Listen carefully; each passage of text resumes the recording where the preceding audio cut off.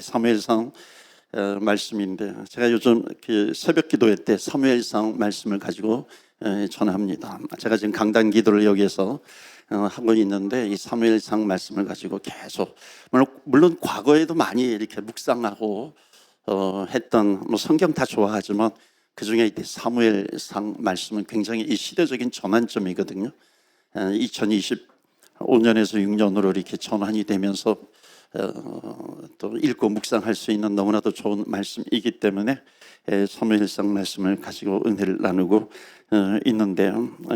지금 10장 정도 하고 있는데, 오늘 말씀은 사무엘상 3장 10절 11절 두 말씀입니다. 특별히 목회자 또 주간 예배, 교역자 주간 예배인데, 우리 또 목회자나 또 우리 모든 성도님들에게 주시는 말씀으로 믿고 전하도록 그렇게 하겠습니다. 특별히 사무엘상 3장 말씀은 이 사무엘이라고 하는, 어찌 보면 어머니에 의해서 그 하나님께 바쳐진 그런 아들입니다. 그게 이제 민족의 지도자로 자라나게 되고 성숙의 과정을 이루어 갑니다. 우리 목회자들이 좀 그런 면이 있어요. 이렇게 부모님이 하나님께 드린다라고 하는 그런 마음의 소원들이 이제 가정마다 많이 있었는데, 어찌 보면은 이 사무엘이라고 하는 이 걸출한 민족의 지도자가 하나님께 바치게 되는 그런 인물 가운데 성숙함이 계속해서 이루어지기도 합니다. 그래서 사랑하는 성도 여러분, 계속해서 믿음의 성숙을 이루어가기를 주의 이름으로 축원합니다. 아멘. 나이가 많아질수록 믿음도 더욱 깊어지는 그런 은혜가 있기를 바랍니다. 사무엘이 점점 하나님의 선지자로 세워져 가는 것을 보여주고 있습니다. 1절 말씀 한번 좀 보여주시면, 사무엘이 태어날 즈음에 그 주의 성전에서 엘리 제사장과 함께 하나님을 섬기는 아이로 성전에서 자라게 됩니다. 그런데 그 시대적인 내용이 나오는데 뭐라고 되어 있냐면, 말씀이 희귀하다 그랬어요. 이상이 보이지 않는다. 이상은 영어로 비전으로 되어 있습니다. 그러니까 하나님의 말씀이 오지 않으니까 비전이 생기지 않는 겁니다. 그러니까 하나님의 말씀이 와야 비전이 생기는데, 안타깝게도 이 시대는 말씀이 희귀했던 그런 시대입니다. 그러니까는 하나님의 말씀이 임하지 않았던 그런 시대라고 하는 건데, 거꾸로 말하면 어찌 보면 좀 더 정확한 표현은 뭐냐면, 하나님의 말씀은 시대마다 항상 있어요. 끊이지 않습니다. 그런데 뭐냐면 사람들이, 백성들이 하나님의 말씀을 듣지 않으려고 하는 그런 시대였다라고 하는 거죠. 사람들이 하나님의 말씀을 듣지 않으면 어떤 결과가 오냐면, 사람들의 마음이 곤고해집니다. 그러니까 곤고해진다라고 하는 것은 참된 기쁨이 사라지게 되는 거죠. 하나님의 말씀이 임하지도 않았고 이상도 보이지 않았고, 그러니까 곤고한 시대였습니다. 자, 이 시대, 사무엘 시대는 그 앞의 시대가 사사시대입니다. 사사시대와 왕이 이제 사울이 왕이 세워지는데, 왕으로 세워지는데 그 중간 지점이죠. 그러니까 사사시대의 끝자락이에요. 그리고 이제 왕정 시대가 시작하기 바로 전 시대입니다. 사사시대는 어두움의 시대죠. 그러니까 말씀이 없는 시대, 자기 소견, 자기 마음대로 사는 그런 시대였습니다. 그래서 이 사무엘상의 말씀을 보면은 이 어두운 시대가 열리는 겁니다. 그러니까 말씀이 등장해서 새로운 시대로 전환점이 되는 시대, 그 시기입니다. 이게 이제 사무엘상에 그대로 나오고 있습니다. 그런데 감사한 것은 뭐냐면, 내 인생이 칠흑같이 어두운 그런 밤이 찾아왔다 할지라도, 그 캄캄의 인생이죠. 그렇다 할지라도 하나님의 빛은 언제나 비춰진다는 겁니다. 이게 감사할 일이죠. 그래서 늘 소망이 있는 겁니다. 오늘 목회자 주간 예배인데 특별히 우리 목회자들 은혜를 많이 사모하시고요, 은혜를 많이 받으시기를 바랍니다. 특별히 미가서 한번 좀 보여주시면, 미가서에 보면은 그 선지자와 제사장들에 대해서 참 재미있는 표현이 나옵니다. 3장 5절 말씀 보시면, 내 백성을 유혹하는 선지자들, 그러니까는 가짜 선지자들이에요. 어쩌면 페이크 선지자들이죠. 겉모양만 선지자입니다. 이에 물 것이, 이에 이빨이에요. 이에 물 것이 있으면, 그러니까 뭔가 이렇게 가져다 주면, 이에 물면 평강을 외치나 그 입에 무엇을 채워주지 아니하는 자에게는 전쟁을 준비하는도다. 그러니까 전쟁을 준비하는도다, 망하게 된다 하는 겁니다. 그러니까 이에 물질과 먹을 것을 채워주면 그 선지자는 That's okay, it's okay 그러는 거예요. 그런데 그게 안 오면 망한다 하는 메시지를 전합니다. 완전히 가짜죠. 그러니까 선지자가 뭐에 의해서 좌우되냐면 하나님의 말씀에 의해서, 이상에 의해서, 비전에 의해서 좌우되는 것이 아니라 물질이에요. 그러니까 목사가 배고프면 못 쓰겠어, 뭐 망한다 이러는 거죠. 잘해주면 좋다 하는 겁니다. 가짜죠. 그러니까 이 시대는 백성들도 결국은 영적인 지도자들이 분별력이 떨어지니까 백성들도 분별력이 떨어집니다. 영적인 지도자가 이 시대에는 물질에 녹아나죠. 그런 표현이에요. 5절 끝부분에 보시면 이런 선지자에 대하여 여호와께서 이르시되, 6절에 보시면 그러므로 너희가 밤을 만나리니 이상을 보지 못한다 라고 하는 겁니다. 이게 굉장히 무서운 말이죠.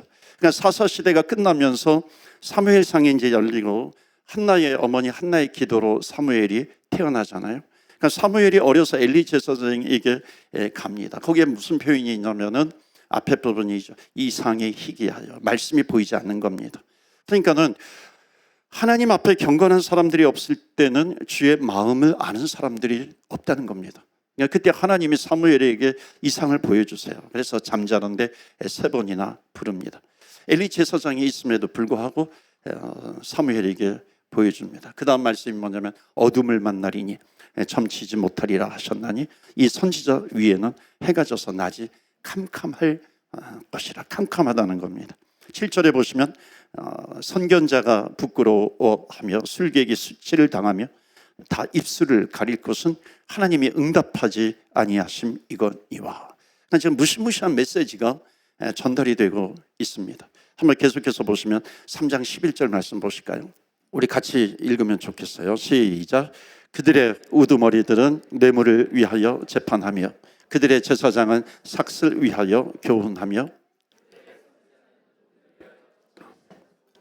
여호와를 의뢰하여 이르기를 여호와께서 우리 중에 계시지 아니하냐, 재앙이 우리에게 임하지 아니하리라 하는 도다. 그러니까 한마디로 얘기하면 이 종교 지도자들이 하나님에 대해서 이런 뭐죠? 그러니까 신경 안정제쯤으로 생각하고 있는 겁니다. 그냥 이름을 불러서 평안하게 해주는 겁니다. 그러니까 종교 지도자들이 그러니까 하나님이 슬퍼하거나 기뻐하시거나 때로는 진노하시는 그런 인격적인 하나님에 대해서는 전혀 관심이 없습니다. 그러니까 나에게만 잘해주면 된다는 겁니다. 그러니까 이런 시대였어요. 12절에 뭐라고 얘기하냐면 이러므로 너희로 말미암아 시온은 갈아엎은 밭이 되고 예루살렘은 무더기가 되고 성전에 사는 숲의 높은 곳이 되리라. 그렇다면 결국 이겁니다. 참 그리스도인들은 어떤 자세를 가져야 할 것인가. 그러니까 이 당시는 결국 참 그리스도인, 참 목회자, 참 성도는 어떤 자세를 가져야 될 것인가. 그러니까 이 당시에는 사명이 있어요. 그리고 이익이 있습니다. 지금 뭐가 큰 겁니까? 나에게 사명이 큰가요? 이익이 큰가요? 그러니까 이 당시에는 이익입니다. 그러니까 거꾸로 성경은 뭐가 크다고 말씀하고 있냐면 사명을 이야기합니다. 그러니까 이런 상황에 있을 때 하나님이 정말로 원하시는 것이 무엇일까 하는 거죠. 그러니까 그러기 위해서 내가 회개와 그 변화를 위해서는 내가 어떻게 해야 될 것인가.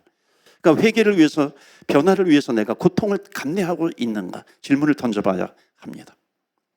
제가 여러 차례 얘기했던 것 같아요. 제가 이분의 책을 너무 읽고서 아주 젊었을 때부터 이분 책을 읽고서 굉장히 은혜를 많이 받았는데 이 밴쿠버 UBC에서도 이제 가르치셨던 교수님이신데 폴 스티븐슨이라고 하는 분입니다. 이분이 늘 강조하는 게 있었어요. The other 6 days. 그러니까 결국 나머지 6일을 우리가 주일날은 예배를 드리잖아요. 나머지 6일을 어떻게 살 거냐라고 하는 겁니다.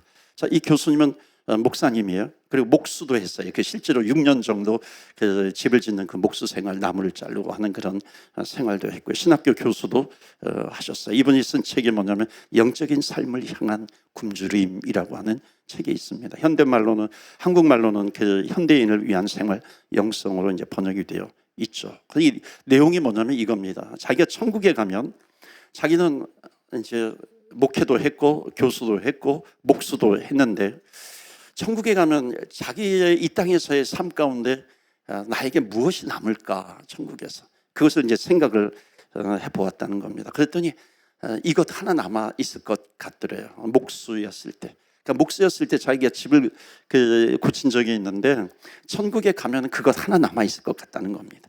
그 이유가 뭐냐면 자기가 돌아보니까 가장 사심이 없을 때였다는 겁니다.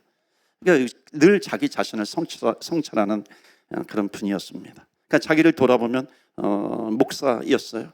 교수였어요. 그러니까 이것은 가만히 돌아보니까 다 자기를 위해서 했다는 겁니다.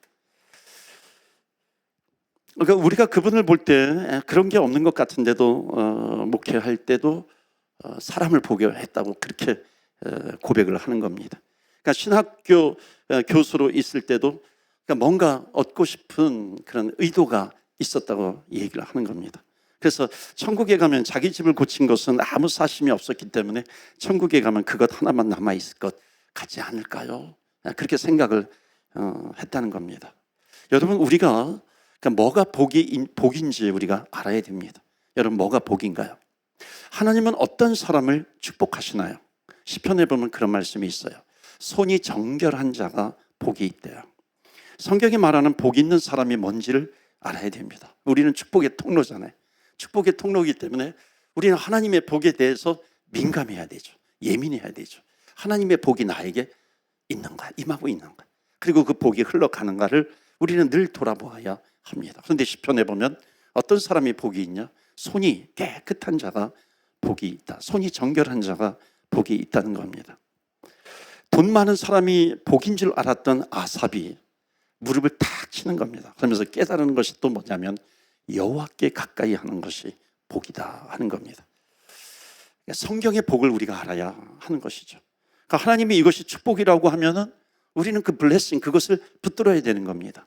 그러니까 그러려면 하나님께서 원하지 않는 것에 대해서는 우리 크리스찬들은 고통을 감내하면서도 버려야 되는 거죠. 죄를 버려야 하는 겁니다. 왜 이렇게 죄를 싫어한다고 하나님께서 그러시겠어요? 그러니까 하나님은 그런 거죠. 너희들을 위해서, 너희들의 죄 때문에 내가 목숨까지 주었는데 너희들이 그것을 못 알아차리겠느냐, 이겁니다. 그러니까 너희 죄 때문에 내가 죽어서 십자가에서 피를 흘렸는데 그 죄를 계속해서 붙들고 살겠느냐, 이겁니다. 그러니까 그것을 버리라는 거죠. 그러니까 내가 사명이 유익보다도 그 앞선 그런 삶을 살려면은 결국은 두 번째가 뭐냐면 성경의 복을 구하는 것처럼 예수 믿는 사람은 진리에 살아야 됩니다. 진리죠. 그러니까 왜 진리가 아닌 것에 진리처럼 속고 살아가고 있는 것인가? 그러니까 예수님께서 그래서 뭐라고 말씀하셨냐면 너희가 정말로 이 진리를 발견하면 진리가 너희를 자유케 하리라 그랬습니다. 그러니까 돈을 하나도 벌지 못하는 일인데 내가 진리를 택하면 그 진리가 주는 기쁨이 있다는 겁니다. 그 진리가 주는 자유가 있다는 겁니다. 그 진리가 우리를 자유케 해요. 근데 진리가 아닌 것이 자유가 아니라 우리를 구속해버린다라고 하는 겁니다. 저는 이 복음의 비밀을 저와 여러분, 우리들이 알기를 바랍니다. 우리가. 하나님이 그것을 원하시는 겁니다. 그러니까 이것을 아는 사람만이 사명이 유익보다 앞선다라고 하는 것을 아는 겁니다. 그러니까 진리를 가지고 나의 유익을 과감하게 버릴 수 있는 거죠. 그런데 버리는데 오히려 나에게 손해가 아니라 하나님의 은혜가 채워지고 하나님의 블레싱이 채워지는 겁니다. 그러니까 하나님 앞에 온전히 서는 것이 이 세상에 어떤 지위를 얻는 것보다도 소중하다라고 하는 것을 말씀합니다. 그런 사람은 자유하죠. 오늘 이 시대의 선지자, 말씀을 읽는 이 시대의 선지자를 하나님이 말씀하시면서 결국 이 시대를 사는 우리들에게, 목회자들에게도 마찬가지죠. 그리스도인들에게 마찬가지입니다. 어떻게 살아가야 되는가라고 하는 거죠. 그러니까 무장할 필요가 있습니다. 목회자들도요. 저는 옛날 목회자들 생각하면 참 저희 아버님도 목회하셨는데 참 그래요. 제가 막 게으르거나 개인 이익을 추구하거나 하는 그런 목회는 분명 아닙니다.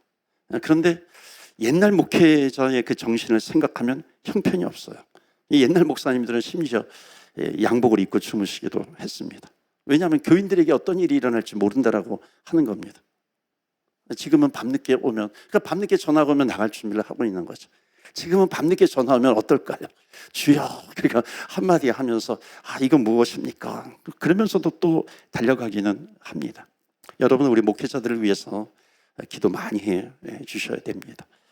제가 지나가는 말로 하는 게 아니라 한국 교회에 위기가 옵니다. 저는 그 위기를 봅니다. 그러니까 어떤 일이든 정신을 담아서 해야 되는데 모든 일이 그렇잖아요. 그러니까 하나님이 원하시는 것이 뭐예요? 결국 진리입니다. 진리로 인생을 사는 거죠. 그러니까 하나님이 아닌 것에 길들여져 있다면 그러니까 뼈를 깎는 고통을 해서라도 그것을 버리는 노력을 해야 됩니다. 그러니까 그래야만 물질과 유익에 구속되지 않습니다. 저는 진리, 우리를 자유케 하는 그 감격, 그것을 이 땅에서 누리기를 원합니다. 왜냐하면 그것을 주님께서 원하시기 때문에 그런 거죠. 주님이 원하시는 삶이기 때문입니다. 그러니까 이것은 우리가 매일 결심해야 됩니다. 매일 연습해야 되죠.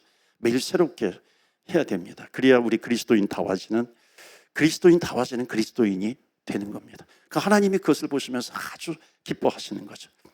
그런 우리 교역자, 목회자들이요. 우리 그런 성도님들이 되시기를 주의 이름으로 축원합니다. 아멘. 3장 17절에 금요기도회 때 나눴던 말씀입니다. 이스라엘 백성들이 홍해 바다를 건너고 광야를 지난 다음에 가나안 땅에 들어가기 위해서 요단강 앞에 섰을 때에 하나님께서 요단강 물을 가르십니다. 그러니까 요단강 물을 가르시니까는 백성들이 그 요단강 가운데로 지나가는 거죠. 그런데 그때에 모두 다 지나가는데 그 언약궤를 맨 제사장들의 모습이 나와요. 주님께서 이 말씀을 통해서 분명하게 이렇게 막 클로즈업해서 보여주시고 있어요. 여호와의 언약궤를 맨 제사장들은 요단 가운데 마른 땅에 굳게 섰고, 그러니까 물이 갈라졌어요. 마른 땅이 되었어요. 굳게 서 있어요. 그 모든 백성이 요단을 건너기를 마칠 때까지 모든 이스라엘은 그 마른 땅으로 건너갔더라. 자, 여기에 말씀 보시면은 언약궤를 맨 제사장들이 어디에 서 있습니까? 요단강 사이. 그러니까 요단강 한가운데 있어요. 그러니까 마른 땅에 굳게 서 있는 겁니다. 그러니까 언약궤를 맨 제사장들이 요단강 한가운데 서 있어요. 그러니까 양쪽에는 물벽이 있습니다. 한가운데 서 있는 거예요. 언제 다시 이 물이 합쳐져 가지고 덮칠지를 모르잖아요. 그러니까 이때 잔뜩 겁을 먹고 긴장하고 다리가 후들후들 거리면서 서 있으면요, 지나가는 다른 사람들도 백성들도 다 겁이 나서 제대로 지나가지 못합니다. 그러니까는 지금 이때 제사장들은 어떻게 해요? 그냥 딱 버티고 서 있는 겁니다. 여러분, 이게 영적인 지도자입니다. 그러니까 자기의 리스크가 있어요. 그러니까 리스크를 감수하면서도 죽으면 죽으리라 하고 서 있는 겁니다.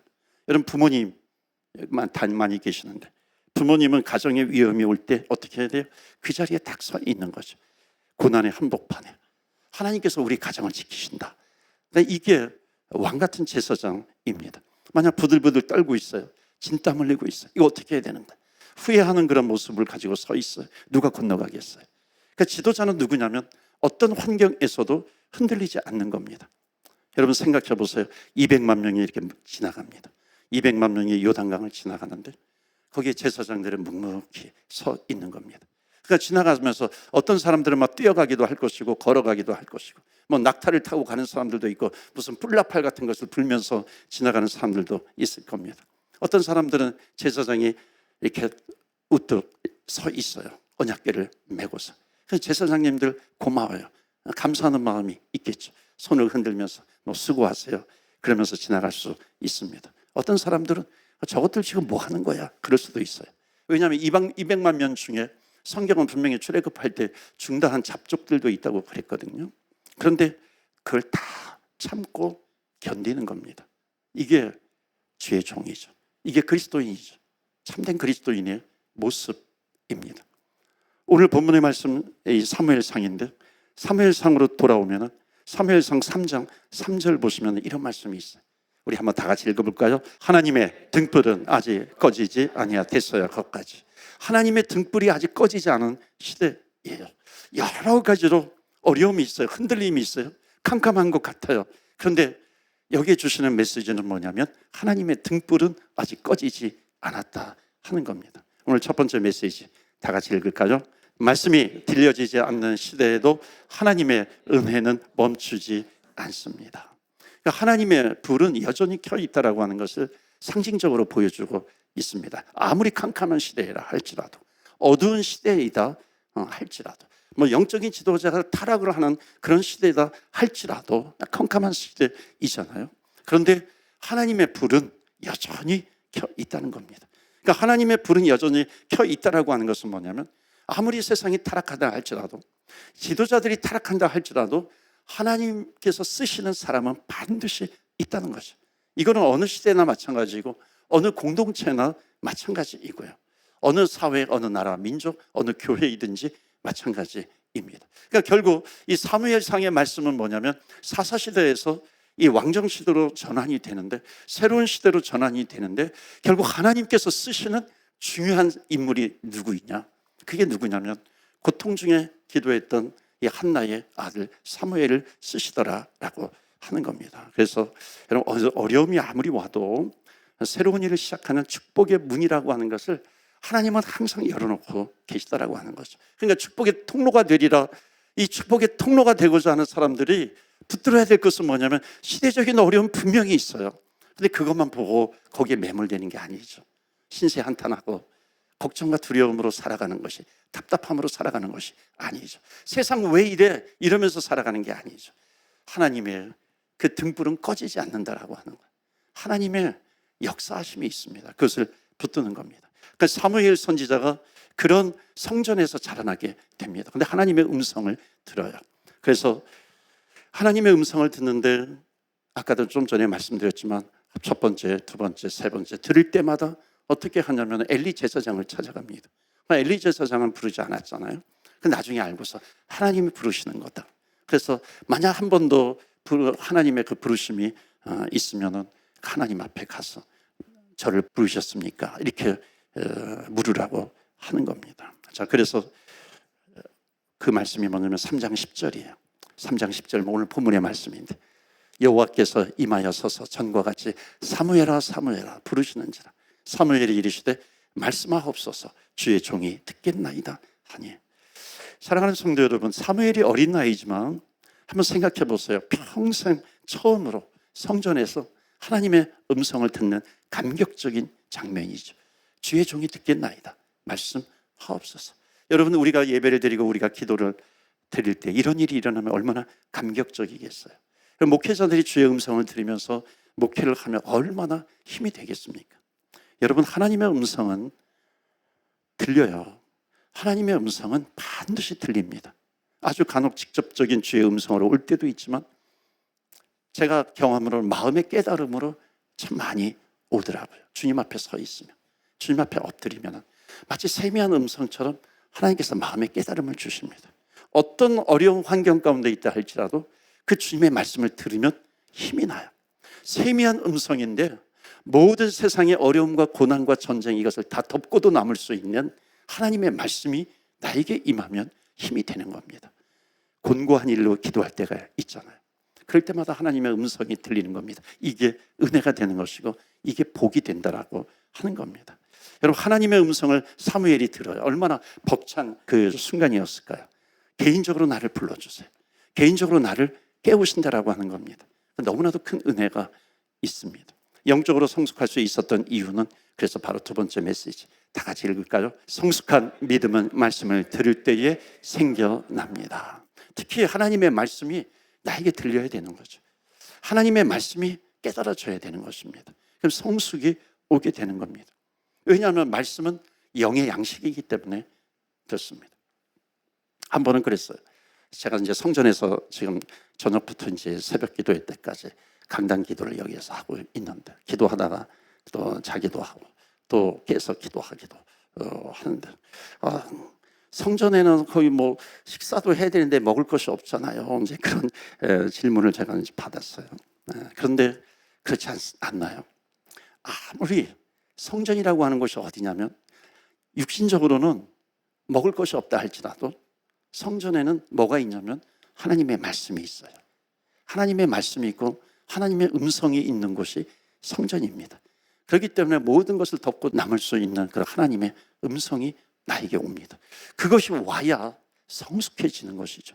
그러니까 하나님의 말씀을 그냥 개인적으로 글자가 아니라, 그러니까 말씀을 내가 읽든지 말씀을 듣든지 묵상을 하든지 하나님께서 개인적으로 부르시면서 말씀을 주실 때 이것이 하나님께서 나에게 주시는 말씀이구나. 이것이 깨달을 때 사람은 반드시 거룩한 부담감이 생깁니다.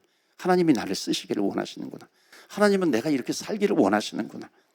여러분, 하나님의 말씀이 나를 자라나게 할 줄로 믿습니다. 하나님의 음성이 들려지고 성경을 읽다가 나에게 하시는 하나님의 말씀이 깨달아지는 복, 그것이 우리들에게 있기를 축원합니다. 그러면 돈이 없어도 영적으로 기쁠 수 있어요.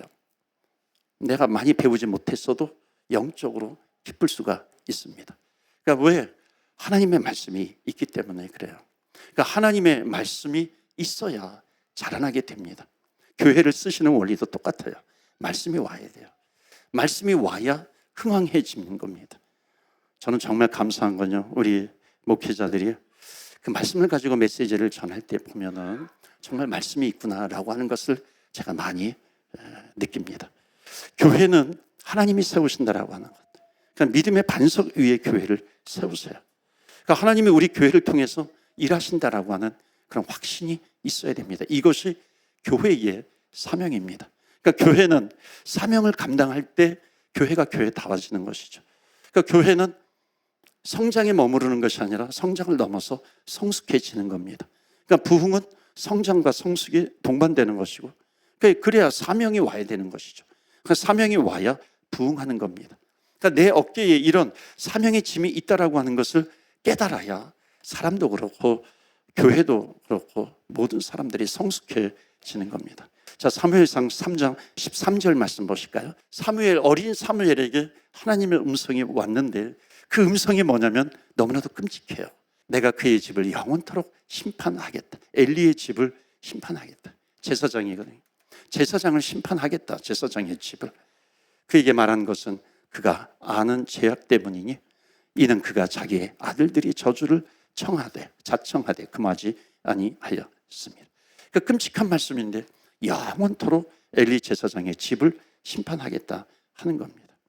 엘리 제사장의 두 아들이 하나님의 제사를 멸시하는 내용이 나옵니다. 제물을 훔쳐내죠. 그러니까 제사장이 결국 이겁니다. 하나님께 드리는 제사, 예배죠. 그것보다도 제물에 관심이 많은 겁니다. 그러니까 지금으로 말하면 목회자가 예배보다 돈에 더 관심이 많은 겁니다. 그러니까 목회자들이 가져야 될 자세가 있습니다. 그것은 하나님 앞에 내가 서 있어요. 그러니까 하나님 앞에서 죄가 있으면 일반 사람들보다도 더 큰 심판이 있다는 겁니다. 그러니까 그만큼 하나님이 세우셨다라고 하는 그런 거룩한 부담감, 그런 책임감이 있지만 또 한편 더 큰 심판과 징계가 있다라고 하는 것을 알고서 늘 돌아보아야 합니다. 하나님이 이 엘리 제사장의 가정을 심판하시겠다라고 하는 것을 굳히셨다라고 하는 것을 사무엘에게 들려주는 그 음성을 통해서 알 수 있습니다. 여러분, 이런 말이 한번 들려보세요. 그러니까 이런 말이 들리면 그냥 끝났구나, 그냥 있으면 안 되는 거죠. 결국 하나님께서 이런 말씀을 주시는 것이 뭐예요? 달려가야 되는 거죠. 그러니까 주님 앞에 회개할 것밖에 없다는 겁니다. 자, 여러분, 하나님이 사랑이 없으셔서 심판과 징계를 하실까요? 아니죠. 하나님은 사랑이시기 때문이고 하나님은 이기시는, 승리를 주시는 하나님이시기 때문에 그런 겁니다. 여러분, 대답해 보세요. 말씀이 밝아요, 어두워요? 지금 이 말씀이 심판, 그의 집을 영원토록 심판하겠다. 여러분, 이 말씀이 기쁜 말씀입니까? 슬픈 말씀인가요? 아니면 우울한 말씀인가요? 참 우울하잖아요. 저는 이 본문을 읽으면서 좀 고민이 되더라고요. 하나님, 왜 어린 사무엘에게 처음 성전에서 음성을 들려주시는데 왜 이런 부담스러운, 어찌 보면 무서운 이런 심판의 음성을 들려주십니까? 하나님이 주시는 깨달음이 있었어요. 자라나고 성숙해지는 사람의 특징이 있습니다. 이 사무엘은 민족의 지도자가 될 사람인데 하나님은 지금 그 민족의 지도자를 양육하고 키우고 세우면서 하나님을 경외해야 된다라고 하는 것을, 그것을 알아야 된다라고 하는 것을 가르치고 있습니다. 하나님을 경외해야 한다. 마지막 세 번째 메시지 다 같이 읽을까요? 참된 성숙은 하나님에 대한 경외함에서 생겨납니다. 여러분, 믿음으로 성숙해진다라고 하는 것은 하나님을 경외하는 것이 깊어지는 겁니다. 그러니까 하나님의 말씀에 대한 경외함이죠. 하나님이 얼마나 놀라우신 분인가라고 하는 경외함입니다. 사랑하는 성도 여러분, 우리들은 인생의 여정을 지나가고 있는 겁니다. 그러니까 그럴 때마다 하나님을 경외하는 그런 마음이 더욱 깊어지기를 원합니다. 왜냐하면 이것이 참된 성숙이기 때문에 그렇습니다. 엘리 제사장은 하나님께서 사무엘에게 주신 말씀이 너무나도 궁금해요. 그래서 사무엘에게 앉혀놓고 다 나에게 이야기하라, 알려달라 하는 겁니다. 여러분, 사무엘은 말하고 싶었을까요? 말하지 않고 싶었을까요? 사무엘은 말하지 않습니다. 끝까지 말하지 않아요. 여기에서도 주시는 메시지가 있더라고요. 우리는 얼마나 들으면 바로바로 말합니까? 이게 하나님의 음성을 내가 들었어, 꿈을 꿨어, 바로바로 전하지 않습니까? 그러다가 실수하는 경우를 저는 너무나도 많이 봅니다. 그런데 사무엘은 끝까지 말하지 않아요. 그런데 이 엘리 제사장이 다 알려달라고 얘기합니다. 그때서야 말합니다. 자, 보세요. 18절 말씀입니다. 18절 말씀 보시면 사무엘이 그것을 그에게 자세히 말하고 조금도 숨기지 아니하니 그가 이르되 이는 여호와이시니 선한 신대로 하실 것이니라. 그러니까 하나님이 하신 말씀을 그대로 전합니다. 여러분, 이게 무슨 메시지인 줄 아세요? 하나님이 하신 말씀을 그대로 전했다라고 하는 것은 이제 사무엘이 선지자가 되었다는 뜻이에요. 하나님의 말씀이 임했고 그것을 전하는 선지자이죠. 선지자는 누구냐면 하나님께서 주신 말씀 음성을 전하는 사람입니다. 그리고 여기에 하나가 더 있어요. 여호와는 선하신 대로 하실 것이다. 그러니까 그분은 선하시니 그분이 이 일을 이루실 것입니다 라고 하는 겁니다. 저 더 놀라운 말씀이 있어요. 19절 말씀 혹시 있나요? 우리 다 같이 읽어요. 시작. 사무엘이 자라매 여호와께서 그와 함께 계셔서 그의 말이 하나도 땅에 떨어지지 않게 하시니 아멘. 저는 이 말씀을 읽으면서 아멘 3번 했어요. 아멘, 아멘, 아멘. 얼마나 놀라운 표현이에요. 말씀을 가진 사람은, 그러니까 하나님이 주신 말을 하는 사람은 그 말씀이 하나도 땅에 떨어지는 게 없다라고 하는 겁니다. 여러분, 여호와의 말씀이 사무엘에게 임했어요. 그 말씀을 전하는 선지자가 되었을 때 결국 전국을 다스리는 지도자가 되었다는 겁니다. 우리가 이루어야 될 영적 성숙이 여기에 있습니다. 영적으로 성숙해지면 성숙해질수록 사람 말에 권세를 주신다는 겁니다. 그 권세 있는 말씀이 뭐예요? 꽃은 떨어지고 풀은 시들지만 주의 말씀은 영원하다. 그 영원하신 하나님의 말씀을 붙들면서 이 세상은 일시적이에요. 일시적인 세상을 이길 수 있는 것은 영원히 와야 됩니다. 여러분, 그리스도인들은 누구예요? 그 영원한 말씀이 온 사람들입니다. 그 영원한 말씀을 가지고 이 세상을 살아갈 때에야 비로소 이길 수 있고 승리할 수 있고 축복의 통로가 될 수 있다는 겁니다. 오늘 이 말씀이 저와 여러분, 특별히 우리 교육자 주간 예배를 통해서 우리 목회자들에게, 하나님이 세워주신 목회자들에게, 또한 우리 한 교회에서 같이 하나님을 섬기는 우리 모든 성도님들에게 충만히 임하시기를 주 예수 그리스도 이름으로 축원합니다. 아멘.